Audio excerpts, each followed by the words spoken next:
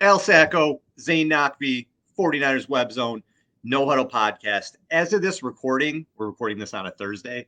We are 1 week away from NFL kickoff. Zane, I cannot wait. I can't wait to get the season kicked off. It's a weird game. I mean, the Lions and the Chiefs isn't a normal matchup, I guess you'd think you're going to see on a Thursday night. But I'm all kind of in on it's going to be fun to watch the Lions go against them. I'm kind of in on the Lions this year. They're a fun team. When was the last time we saw the Lions in any sort of week one marquee game? It just doesn't happen because it never happens because they're always kind of the bottom feeders of the NFC, and they've had winless season and all that stuff. So it's cool. Dan Campbell's done a really good job. They've got a really talented team there. Jared Goff is seemingly a good fit for them. And we thought that the Lions, I know this is not a Lions podcast, but it's interesting to talk about that situation because it kind of mirrors the 49ers situation where it was a team that we thought that wouldn't do very well. And they kind of surprised a lot of people. Like 2019, I think that was kind of like the year for the 49ers where there's like, all right, they're kind of an inconspicuous sort of team, an innocuous team, and all of a sudden they come out of nowhere and they're stacking up 5 or 6 wins in the first 6 weeks and they took the league by storm. So Detroit's like the darling pick for a lot of people. It's kind of nice to see them get some love. In like the beginning of the football season is awesome because do you play fantasy football? I do. I'm probably in too many leagues because 3 of them I'm go a big dormant. Fantasy guy. It's like that time of year for me when like all I'm thinking about is my fantasy team. It's like that meme where the guy's in bed with his wife or his girlfriend and she's like, what is he thinking about? And he's got this whatever it is in his head. And I'm thinking about my fantasy teams. So I got a dynasty league that I'm in. And I won the league 2 years ago, but my team is starting to get old. So I got Herbert, Aaron Jones, Dalvin Cook, Deontay Johnson, DeAndre Hopkins, Dallas Goedert, Jerick McKinnon, Brandon Cooks, Justin Tucker, the Niners D, Damian Harris, Smith-Schuster. Really good for 2 years ago when I won, but now I'm worried like it's not that good. And last year I had the 12th pick. So I took Zamir White. We don't do a snake. It's just 1 through 12, and then we go 1 through 12 again. Oh, wow. And I took Alec Pierce, my second pick. So I don't think I'm going to get anything out of those guys again this year. So I'm picking 9th. I don't know if people are going to take quarterbacks. We got to see where it is. But I got to replenish. And then in my other league, I'm picking 10th. So what I'm thinking of at 10, it's a PPR league. You get points for like 40 plus yard receptions and things like that. I'm thinking Stephon Diggs, Devontae Adams at 10. And then you come back, you get maybe an AJ Green on the way back. And then I can get my running backs in the 3rd and 4th round, Jahmyr Gibbs, Aaron Jones. So if I come out of that with those 4 guys or something in there, I feel like that's a really good first 4 rounds. So that's where my head's at right now. I'm just going through all sorts of like draft scenarios. Yeah, I think that one guy that's going to be really, really valuable this year is DeAndre Swift, right? Because he's on that Eagles offense now, and they're an absolute juggernaut. Say what you want about whatever happened in January, but that's still a very, very good team. They were a good team. You like him to catch passes, a lot of passes. To catch passes, yeah, to be a receiver out of the backfield, right? And to be featured and a lot of times, like in the red zone, you could see DeAndre Swift having a role there. So being able to catch passes out of the backfield is another outlet for Jalen Hurts. So I think that's one guy that I'm looking at. Obviously, it goes without saying, like guys like Justin Jefferson, Christian McCaffrey, all that. Like we know that these guys will produce, right? But it's more so. I feel like fantasy leagues are won and lost with guys that are beyond that, like your 2nd, 3rd, and 4th receivers. Because the first guy, okay, cool. I got my Justin Jefferson. I got my Tyreek Hill. Like we know that those guys will have 1,000-yard seasons. That we know that they're going to be near the top of the league or at the top of the league. I got my Travis Kelce. That's great. But who are the guys, number one, that play during bye weeks? And number two, like injuries and attrition happen. So fantasy's changed a lot over the years, man. Like with all of the number one, there's an extra game in the NFL season, right? Which has changed a lot. Mm-hmm. And the other thing is that now more than ever, players seem to be taking more care of injuries and things like that, more apt to take time off because they're paid more and teams invest in them more. And teams don't want to lose that investment. So fantasy teams suffer. We've heard so many times about players having fans complain about, oh, well, you're not on my fantasy team or you're not on the field for my fantasy team. You're killing me. And I understand both sides of it. Fans are really involved, but the players also have to take care of themselves because they have their livelihood. So I think that segues really nicely, Al, into the topic of somebody else who is hopefully going to get paid for his livelihood. The players should worry about my livelihood. I got to win that league money. That's what they should be worried about. Okay, Al doesn't want to segue yet. Yeah, so we could start with Bosa. So we're at the point now. So like I said, we're recording this on a Thursday. It's August 31st. The Niners play on September 10th. If this is going to happen, I think it's going to happen by the end of the weekend. So who knows? When this show comes out, the deal could be done. I hope so. But I'm just kind of thinking about it again, and it's just like, well, why is this taking so long? And I know these deals can take time, but I personally think it's ridiculous that it's taking this long.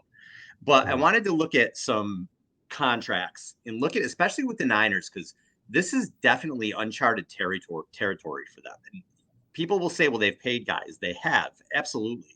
But let's look at their big non-QB contracts. Debo's got 3 years, 71 million. Okay, he got 41 million at signing, and his total guarantees are 58 million. They have an out after 3 years and 58 million. Kittle's total contract is 5 for 75 million, 5 years, 75 million. He got 30 million at signing, 40 total in guarantees, and they had an out 4 years and 46 million. Trent Williams, which looks like a huge contract, 6 years, 138 million, but it's 40 million at signing, 55 total guarantees, and there's an out 3 years, 60 million. And Trent Williams isn't going to play for, he's going to be another year or two left. He's probably not going to see that whole deal, most likely. Fred Warner, 5 for 95, but he got 27 million at signing, 40 and a half total guarantees, and they have an out 3 years and 42 million. Now, if you look at some of the big time defensive players in the league, his brother got 102 million in total guarantees and 78 million up front, or in guarantees, and then 108 total or 102 total, however Joey Bosa's contract works out. TJ Watt got 80 million, both at signing and total guarantees. Aaron Donald has a $95 million contract. It's all guaranteed. And that's according to Spot Rack. So when you look at the numbers the Niners have versus those guys, these total guarantees, Nick Bosa is going to need more than his brother in total guarantees. So if his total guarantees for Joey Bosa was 102 million, and that's the most total guarantees, it's going to have to be north of that. If Aaron Donald had the most sort of upfront guaranteed money, however this stuff works with contracts and guarantees and total guarantees, whatever, that's 95 million. So your guarantees, Zane, have to be north of 102 million, probably like 110 million. And you just heard those Niners guarantees that I told you. There's none over. Debo's got 58 total. That's the most. Bosa might be doubling that. So this is uncharted territory for them. And the Niners, look, man, they like to do their thing with contracts. And they've been able to do it to this point.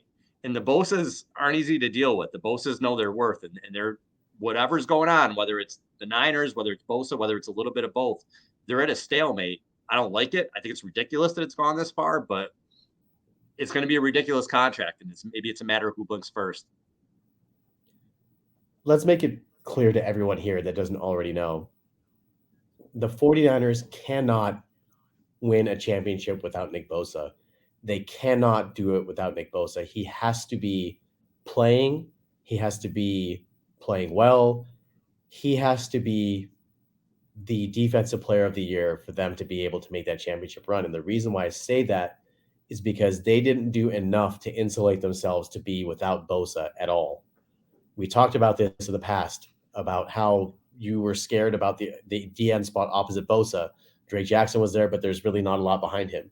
Now Nick Bosa himself may miss the first game. We don't know. I don't want to say that he will or won't, but they did little to nothing on a position of need in the offseason, and now it could possibly come up to bite them. And I think that this is not necessarily something we should worry about getting Bosa signed. Obviously, they're going to sign him, but the problem is that you all of a sudden create distractions for a team that is really hoping to take the next step and seal the deal. They've been on the doorstep for the last several years. They're not far. I think we can agree on that. The Niners are not far away from winning a championship, and they need as little distractions as possible. The whole Trey Lance thing, we've talked about that ad nauseum. That was a huge distraction. Hopefully that's done, all said and done now. We don't need to bring it up anymore. Now the whole Bosa thing, where it's just, like you said, dragged on way too long for a player of his caliber. And I just don't understand. If this is a guy that you need, you should be bending over backwards to be able to make this happen. This should not be dragged out until August, the end of August, Thursday, August 31st, beyond, without a contract resolution. And especially after John Lynch came out in the spring, it was like, oh, we budgeted for it. Well, I mean, if you budgeted for it, then what's the issue? I think, Al, Well, what did they budget? well, that's What the did other they thing. I was going budget to say, what is the versus budget, what? right? And the second thing is that I understand that Bosa is probably going to want to be the highest paid defender ever, but that's going to last about a season until Micah Parsons' contract is up. So that's the reality. And I'm not saying Mhm. Micah Parsons is a better player, but that's just how it goes. I believe who was it? TJ Hawkinson just signed the richest tight end deal ever. Yeah. And he is not the best tight end in the league. I wouldn't even consider him top 5. And he Well, signed it's he's maybe up 5. there. He's 5. Like I would say it's like Kelsey, Kittle, Waller, Well, Andrews, and Kelsey, then Kittle, and Andrews are better than him for sure. For sure. yeah, and then I put Waller above it as well, right? Like so, I would say that maybe 4 to 5. So, but we're splitting here as well. A lot of love for the Detroit Lions, by the way.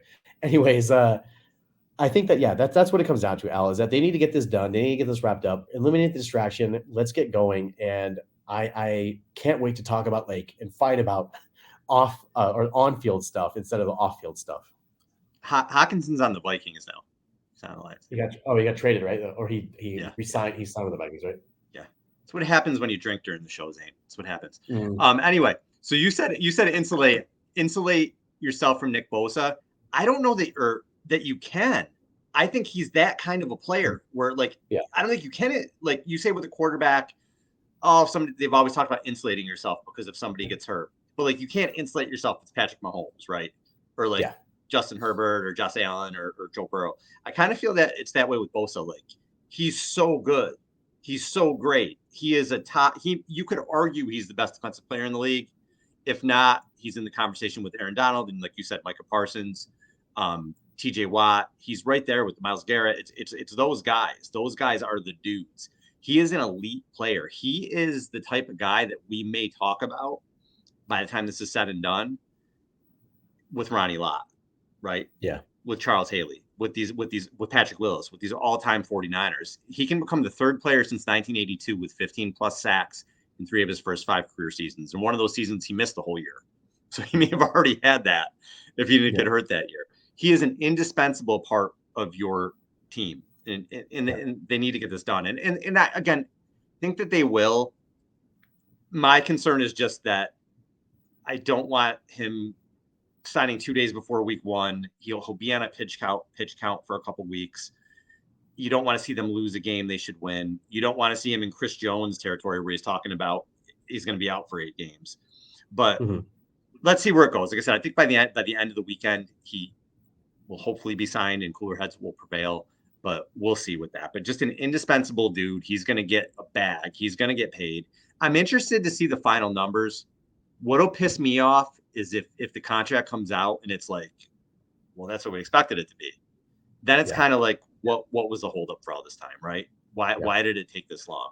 But if it comes out and dude got 140 million guaranteed or something ridiculous in total guarantees, and you're like, oh shit, okay, the Niners had to kind of go out of their comfort zone to get this done, then we'll see. But if it comes out where it's where we thought it was, I'm going to kind of be like, what were you thinking? I mean, it has to be significantly more than the next guy, right? There has to be some sort of thing that's holding us up because you remember when Ricky Henderson said, I don't care what kind of deal I get, just pay me $1 more than the other guy. I don't think Ricky it's gonna Ricky. Yep. Ricky gonna Ricky, right? I don't think it's that type of situation. But that being said, I think it's something that's more significant than $1 or like $100K over the next guy. And I think that he's probably trying to set himself up. Maybe it's the years thing. Maybe he wants to be able to renegotiate when he's 28 or 29 years old, as opposed to signing like a 6-year deal, and you're signing a new deal when you're looking for an extension or a new deal from another team at the age of 31, as opposed to the age of 29, for example. So maybe it's one of those things where the number of years is the holdup. But look, at the end of the day, this guy is top 3 pass rusher in the league right now, and he's certainly not third in my opinion. So when you have somebody like you said of that caliber, you got to get it done. You cannot let this linger. So hopefully they get it done. And I hope that he's out there for week 1. I expect by now, like you said, pitch count. He's not playing. He's maybe not starting. He'll play some. He's not playing the full game week 1. There's no way. Without a camp, there's no way. At this point, I'd be surprised. Even if he signs in 30 minutes from now, I think you're pushing it. There's a story about Ricky Henderson, and I forgot who won the stolen base title that year, but he was hurt one year. And the person who won the stolen base title, maybe, I don't know, I don't remember what it was, 70 stolen bases or whatever it is. So they're telling the story. Might have been Vince Coleman. I don't know. I was going to say, But I he's think got it to was get a Vince phone. Coleman. Yeah. Was it? You know where I'm going with this? He gets a phone Yeah, call, yeah, and he's yeah. like, he just goes, I answer the phone, and he goes, 70 steals. Ricky had 70 by the All-Star break, and he just hung up on him. And he was like, it was Ricky Henderson. He's crazy. He's a crazy person. But yeah, Ricky Henderson was great, man. I was kind of young when he was on the Yankees, so I don't totally remember it, but he pretty Bay overlapped Area two of our guys, two favorite teams growing up, right? Like he overlapped the Yankees and the A's and as the well. A's. So Yeah, he's one of my favorite all right, all-time. so this Kyle press conference the other day, which was pure comedy to me, got a little testy with our friend Matt Mayoko. It seemed when Matt asked him about the Jimmy Garoppolo interview that he did for maybe SI, where he was talking about the situation in San Francisco, and he said it got a little weird. He said a lot of things are weird over there, and the whoever was interviewing him said, "How would you say they handled it?" And he was like, "How would you say they handled it?" And the guy said, "Messy," and Jimmy was like, "Yeah, that's a good way to put it." So Matt brought it up at this press conference, and Kyle seemed a little irritated that Matt said that about the QB situations being weird. He called the Trey situation unusual because it was a third overall pick that didn't work out. They traded a bunch of picks for him. Whatever, mincing words. I think what Matt meant is the way it's not that they moved on from Jimmy. It's not that they moved on from Trey. It's the awkwardness and the drama that ensued while they were doing it. I think that's what Matt was talking about. And Kyle didn't seem like he wanted any part of talking about that. And it's crazy because you have this head coach who has won 10 plus games 3 of the last 4 years. He's made the NFC championship and won Super Bowl in 3 of the last 4 years. And he's taken shots left and right now. So I get with him where he's kind of like, what the fuck, man? Like, I'm out here winning playoff games. What are you asking me these questions for? But on the flip side, he has handled things poorly in terms of maybe the human relations department of it all. Not necessarily on the field, but with the Jimmy stuff, it got awkward. We've talked about it a million times where they're publicly looking. Well, Tom Brady wants to sign there. They say no because they have Jimmy. And then a year later, they want to get rid of Jimmy. They publicly look for quarterbacks in 2021. Kyle's on Sean McVay's podcast after they have Jimmy and Trey. And they're like, oh, hey, I really wanted Stafford. It's really weird and awkward for Jimmy in 2021. He says goodbye. And then he ends up coming back and practicing on a side field until they need him. And then we know what's happened with Lance, where they were just like, this guy sucks. We don't want any part of him. So it has been weird and awkward. So I just feel like, I know you haven't really spoke on the Trey Lance stuff, so I'm sure you have things to say, but like, I feel like if Kyle was just like, you know what, it was a little awkward. We were trying to make changes at the quarterback position. Jimmy, for whatever reason, injury, Trey wasn't completely ready, ended up staying longer than we had anticipated. If it got awkward, that's on me. But Brock Purdy's our starter now, and we're moving forward. If he just said something like that, I think people would be like, all right, man, cool, dude. But he gets defensive, and then we have a certain part of the fan base who thinks he's Teflon. And then a certain part of the fan base who's like, dude, seriously? Like, just admit, like, it was kind of dysfunctional, man. And I think even the media is kind of starting to get like, dude, and you can be an asshole and be a great head coach. Bill Belichick's been doing it for decades.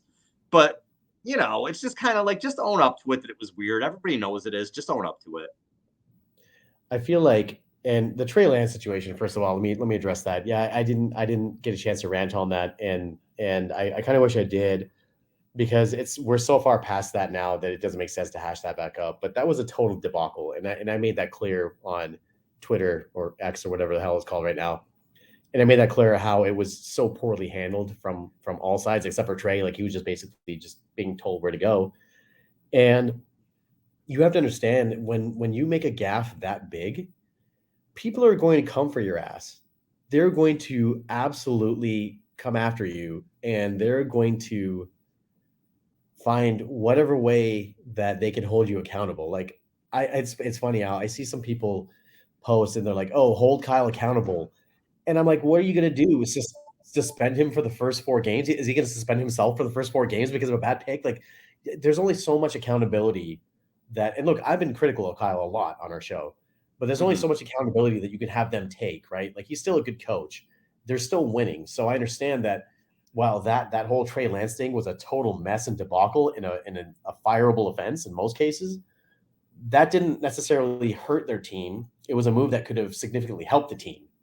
We don't know how much it hurt the team because we don't know what they would have done with those extra first round picks. And they're still a Super Bowl contender despite not having those first round picks.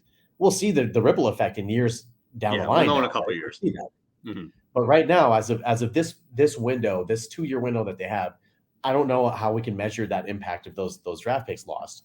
So that kind of is what it is. But the way that he replied to Mayoko, I'm honestly okay with it. I'm cool with how Mayoko asked a question. I'm cool with how Kyle replied to it. I think it's funny that he replied that way, that he's defensive. Mm-hmm.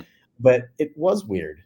And I think Kyle knows that deep down that it was weird. And that's why he's not really addressing. He's like, well, that's, I guess, his way of acknowledging, like, yeah, it was kind of weird. And I acknowledge that it was unorthodox and it didn't work out. And I'm tired of talking about it. Right. I think that's his stance on it. I can't speak for him, but Al, like, they had Jimmy on the kiddie field, not even in the playbook. Right. It was, and they started him like a few weeks later. It's just the most odd situation. How can you not say that's weird? And so Larry Kruger, our friend of the show, was on 95.7 The Game today in the morning, and he talked about the time when Steve Young and Joe Montana were going through their thing in the early 90s. This is before Joe was traded. Yeah. And Steve Young in training camp, Steve Young was taking all the first team snaps, and Joe was basically told to stay out of the locker room and dress somewhere else because he was too much of a distraction. Can you imagine that? And this is a true story. Confirmed that this is a true story. Remember what Dexter Carter told us about them? Joe wouldn't practice. Joe would practice separate of the team. Yeah. I think it was 92. If that happened now, could you imagine if they were like, Trey Lance practices separate of the team? It would be insane. Like, people would go lose their minds. Yeah. So exactly. And I saw that you also posted about that earlier too. And we'll get to that in a second. But I think that every team has a weird situation like this when they have two quarterbacks that are starting caliber. Like, it's going to be weird for somebody, right? That's the honest truth. But that being said, there's certain things that you can do to mitigate the weirdness. And I think being transparent is one of them, and taking accountability is one of them. Kyle did take accountability for the trade. He said, look, that was my bad. I let Trey down. He did. And I appreciate that. He was a man. He took it like a man, and he took one on the chin. So I appreciate that. But at the same time, it's like, all right, that's going to hang over your head until that whole situation gets rectified, where you win a championship and you are able to put all these things to bed. Because at the end of the day, these are things that are detracting away from the end goal. And until you reach that end goal, they're unfortunately going to hang over his head, like just like 28-3 did, which is unfair to him because he's the offensive coordinator, but that hangs over his head. Right. He's gonna have that black cloud until he wins a championship. And I saw something where someone had compared the Chris Jones situation to the Nick Bosa situation, and it is not the same. The Chiefs have the greatest quarterback in the world, and they've won 2 Super Bowls. Not the same. If Kyle had a Super Bowl, maybe you're like, all right, you know what I mean, but he doesn't. So, with him, it's not anything where anybody wants to fire him. It's okay as a fan you could love 95% of the things about a team, but if 5% of it pisses you off and you want to be vocal, good for you. Go for it. It's part of being a fan. You know what I mean? And Kyle is not perfect. Not at all. But he's a good coach. As long as he keeps winning games, he's going to be in San Francisco. It's just the way it is. So let's see what happens this year. Hopefully Purdy's the real deal, and we'll go from there. But they love Brock, and we're fans of Brock too. And you look at the 53-man roster, Zane, and we're not going to go through it like player by player, but maybe just look at this thing and see some position groups we like, and maybe some we're worried about. And we'll start with the quarterbacks, and the 3 that are there are Darnold, Purdy first, and then Darnold and Brandon Allen, which I've been saying for like the last 6 weeks that's what it was going to be, and here we are. But there's so much that's been made about the backup quarterback position, who's going to be QB3. And when you look around the league, who gives a shit? Nobody's talking about. Nobody is like in Buffalo, like, we got Josh, but I was really concerned about Kyle Allen and Matt Barkley, who was going to get the 2 and 3, or Joe Burrow in Cincinnati, or Patrick Mahomes, or in Philadelphia, nobody cares because do you remember Tom Moore, who was the OC for the Colts? I remember somebody asked him, like, it was Jim Sorgi or whoever it was, why is Sorgi not getting reps? Because he was like, because if 18, meaning Peyton Manning, is hurt, we're fucked, and we don't practice fucked. And it's got to be the same thing here. Brock Purdy's your starting QB. If Brock Purdy gets hurt, you're probably not winning the Super Bowl. Purdy last year was something that almost never happens. What in the history of the NFL, Nick Foles came in as a backup, and he was a starter for a while, but he came in as a backup and won a Super Bowl. Doug Williams, Jeff Hostetler, back in the 80s, early 90s. It just doesn't happen a lot. So if Brock Purdy goes down, the notion that Sam Darnold or Brandon Allen or even Trey Lance, the way he was playing, is going to win a Super Bowl is ridiculous. So Purdy's your dude. That's your starter. That's hopefully your franchise QB for the next 10, 15 years. So that's the QB room. And I think it's a solid QB room. I do. And if Purdy does what he did last year, they're in really good shape. Really good shape. Yeah, it's very uncommon to have what you had last year with the 49ers, where they had a QB room full of 3 competent QBs that could run the offense. It's very rare that you have that. And I feel like in a lot of ways, they were very fortunate and lucky to have that situation. A lot of stars had a line for that to happen.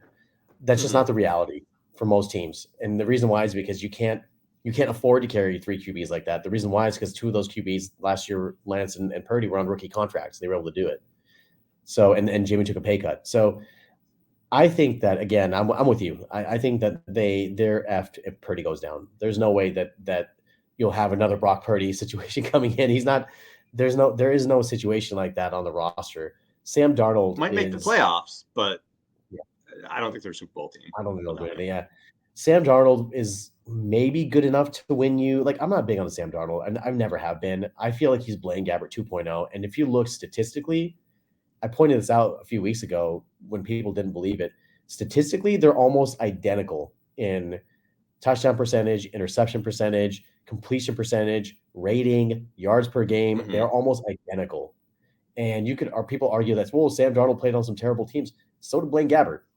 So, I mean, they're basically the same guy. And that's what worries me. And I feel like Kyle, again, one of the things about him is that makes him great, but also holds him back is that he's incredibly arrogant.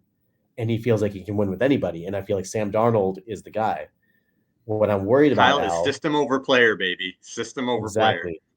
And you know exactly what I'm worried about, where I'm going here, where if they go 1-4 or 0-3 or 1-5 or something like that to start the season, is he going to get an itchy trigger finger and start looking at the bench at Darnold to see, well, maybe we'll see what we have there.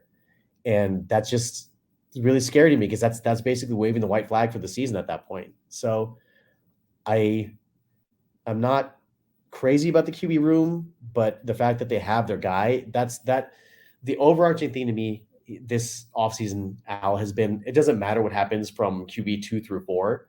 They've got QB 1. So nothing below that really matters to me at the end of the day. But the problem is that in the NFL, how many QBs are starting and finishing the season without missing a game? And do you have a guy that's good enough to win a game or two? And Sam Darnold, maybe he is. We'll see. Yeah, and Purdy's looked decisive. He's looked accurate. He looks like he knows where to go with the ball. Yeah. So a lot of good things. I'm excited to see him play this year, a full season, hopefully. Running backs, look, Christian McCaffrey changed the whole identity of the 49ers when he came here. And he's looking to become the 4th running back in NFL history with at least 4 career seasons of 1,000 rushing yards and 500 receiving yards. And maybe he can even go 1,000 this year. I think he can be that involved in the offense. When you look at what he did last year for this team, 11 games, really 10 because he didn't play that much his first game, 746 rushing yards, 52 catches, 464 receiving yards. He had 1,210 yards from scrimmage and 10 total TDs, and I guess what was 11 total games. So I was on team pay no running back until I saw him play every day, when you really appreciate it, or every week, I should say, when you really appreciate it. Behind him, little worrisome because there is such a drop off because he can do so much. Now, they were fine without him before in terms of being a very good team, but McCaffrey is sort of that ingredient that makes you like a real serious Super Bowl contender, I feel like. So Elijah Mitchell, when he's on the field, explosive back. like Jordan Mason, TDP, we'll see. But McCaffrey is as good as it gets in terms of all around running backs. Yeah, like their running back room. This is one of the stronger groups. TDP really had a good preseason. They really tried to feature him with some of the ones, and I felt like he did well. Jordan Mason also had a really good preseason too, aside from the fumble at the goal line. So that is a group that I'm not really worried about because that's a group that, number one, Bobby Turner is one of the best running backs and coaches in the history of the game. He's coaching them, and on top of that, you've got Kyle, whose system just makes any running back look really, really good because of the blocking scheme. So that's one group that I'm not really worried about. I'm excited. I'm actually excited to see packages where you've got CMC and Mitchell on the field at the same time. We didn't see that too much last year because Mitchell got hurt, but it's going to be really fun to see multiple running backs on the field that can catch and run the ball at the same time. Now, the receivers, really, this group is going to go as far as Ayuk, Samuel, and Juwan Jennings takes them. And Ayuk and Samuel are just, you're talking 1 and 1A there. Just really terrific receivers. And Debo had a down year last season, 232 rushing yards. He only had 632 receiving yards, 56 receptions, and 13 total games. He was motivated. He said himself he wasn't happy with last season. Brandon Ayuk looks ready to absolutely explode with the way he's looked in the preseason. And last year he had 78 catches for over 1,000 yards and 8 touchdowns. I think this year he has one of those big seasons where it's 1,300 yards, 95 catches. Those two guys, like I said, 1 and 1A, and you have Jennings, who's a tough receiver as well. Those are the three guys. I like the promise of Ronnie Bell. I do. Ray McCloud, when he gets back from his injury, he had some big plays last year, but those three guys are what's going to make the receiver group go. And I feel good about it. I think those are a really solid top three. And like I said, you have Ayuk and Samuel who are 1 and 1A. I think any team would take those two.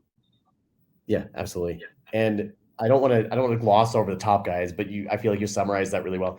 I'm excited about Ronnie Bell. I'm really excited about what they have there because he flashed a lot. Again, preseason is just preseason, right? But it seems like they've got a little mini Debo there, right? With the way that he runs and he's got that punt return ability and that short space quickness, maybe not top end speed, but he's got the short space quickness that Kyle really covets in this offense when you just got to distribute. Like I've seen you post so many times when Purdy's playing quarterback, like just play point guard, get the ball in their hands and let them do the rest. And guys like Ronnie Bell and obviously Debo and Ayuk, those type of guys thrive in this offense.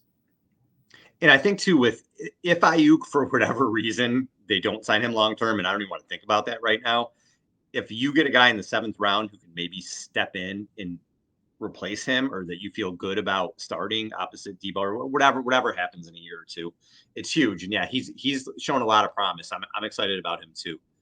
All right, Zane, the tight ends. So the Niners were hoping that we talked about insulating things earlier, that Latu would come in and as a 3rd round pick and be able to obviously he's not going to take over for George Kittle maybe in a few years. There's somebody they can mix in this year, and he just it didn't happen. He got hurt. He looked terrible in the preseason. So right now they're going to roll with Kittle, who's a little banged up right now, which is scary because Kittle plays hard and he misses games every year. He just does. And you have Warner and Dwelly and Willis. So once again behind Kittle, there's not anything that excites you. So if he's not on the field again, you have to hope that he's available for 14 of the 17 games and that he's available for the postseason. Kittle is a superstar, but I wanted them to do more this offseason to get a second tight end, and I don't think they did that. Yeah. And look, they've got guys in Dwelly and Warner that know the system that are good, solid players, but that's nowhere near. And again, similar to Patrick Mahomes thing, you can't just mitigate George Kittle going down, right? You can't insulate from that happening because he's such an impactful player, both in the run and pass game. So really, I think that you have to do your best to keep him healthy because we know that he had the way that he plays, he may not stay healthy during the season. So again, another position where I didn't really think they needed to do anything there because they've got guys that they trust that are good enough. Like Dwelly's a good enough blocker. And I trust Warner as a blocker as well. Like they're okay. Dwelly's a better pass catcher than he is a blocker to me, especially in the red zone. So I think that they're okay there. Would I want some more competition? Sure, but I think we're splitting hairs a little bit. Latu was supposed to be that guy, but he can't hang on to the ball and he got hurt. But I think they need to develop it for years down the road. You know what I Yeah. mean? We talk about that 2-year window. I think they were trying to bring in guys this year who could supplant George Kittle in 2-3 years whenever he's done. I don't think they did that. Doesn't look Yeah. that way anyway. So they may have to address it again next year. That's what scares me about the tight end position. Now, offensive line, we know we have in Trent Williams, and I think we know what we have in Banks, Brendel, and Burford. I think that's solid enough. Don't know what we have in McKivitz. We're going to find out. And if it's not good, I don't love what's behind him. Jalen Moore, Matt Pryor. I liked Il Manning, who the Cardinals picked up. He didn't make it to the Niners practice squad. Yeah. Inside of the offensive line worries me if there's an injury. Nick Bosa was awful this preseason. And Feliciano's a vet, so maybe he could step in and be okay. But I don't know that he could fill in as well as Daniel Brunskill did, who split time with Burford and could play any position, really. So the offensive line, and we'll get into this defensive line too, the depth there definitely has me concerned a little bit. Yeah, like I don't understand how Nick Bosa made the team over Il Manning. I just don't get it.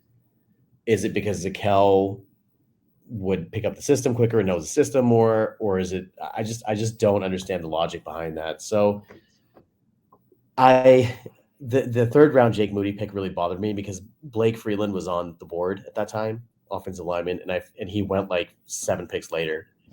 And he's done well so far. And he's done well so far. And I feel like that should have been the pick in the third round. I was pounding the table for that. And I just feel like, again, like they're walking a tightrope here, Al, with several position groups, and they're hoping that attrition doesn't hit them. But if you're running a situation where you're missing multiple offensive linemen, they could be in trouble. Yeah, and you go to the defensive line in terms of depth too, and I didn't even realize this. Someone had asked Kyle Shanahan, and I apologize, I don't know who this is or who asked it. Last year, you guys were really good against the run, but the last 2 preseason games gave up about 6.5 yards a carry. He asked what the film showed him and is concerned about the D. And Kyle basically said, I'd be extremely concerned off the preseason games, but he doesn't want to look too much into that, hoping they'll figure it out during the regular season.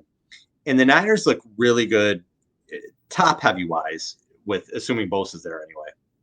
On the defensive line, you have Bosa and Armstead and Hargrave.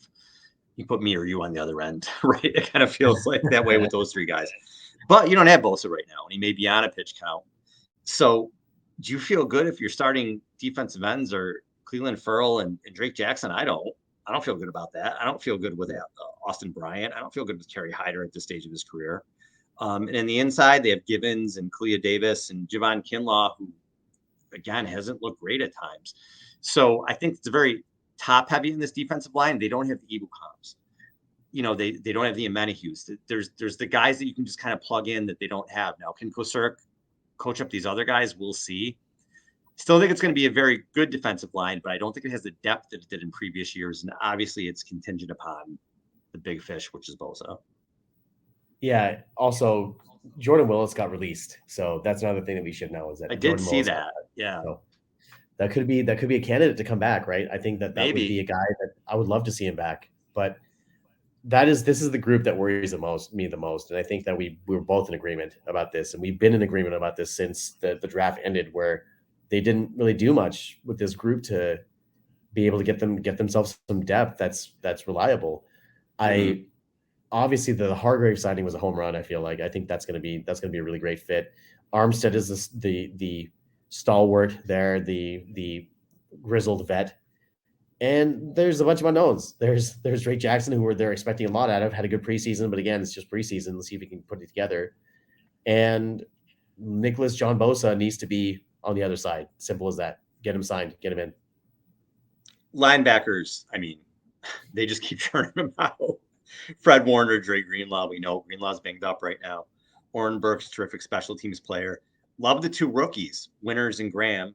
And then Flanagan Fowles is still there. They kept 6 of them, but those guys are all really talented. There's not much to say about the group. I feel like Warner's was the best in the league. Greenlaw's probably top 10. They're going to be really solid there again. Best 1-2 punch. Plus, Graham, last pick in the draft, second year in a row. Last pick in the draft makes the team. Awesome. Yeah. Awesome stuff. Yeah, it was really cool. He looked. I really like the way he looked in the preseason. So the corners, we know Mooney, Ward. Lenore played really well last year. He might even kick inside to nickel, the way things have looked at nickel, and then maybe Emery Thomas starts outside. We'll see what happens. Sam Womack is there. Isaiah Oliver had an awful preseason. Awful. He was terrible. And he made the team because of his contract.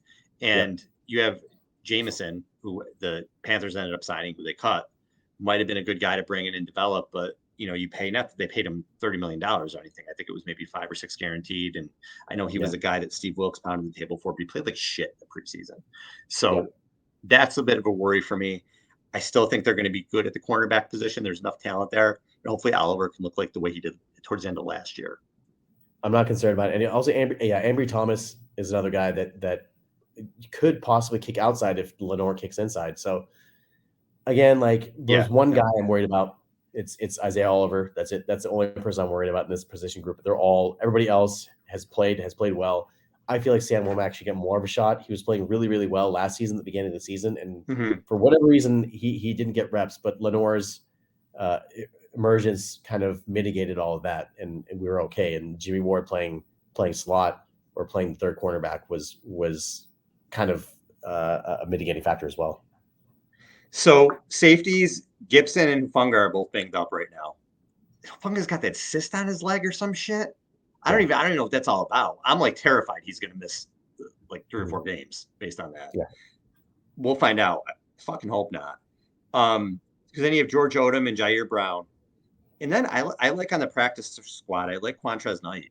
Very versatile dude. Yeah, me too. I like that he cleared waivers and the Niners were able to get him back. So you feel good about the starting safeties. Again, if those injuries linger and you got Odom and a rookie, I would worry about that.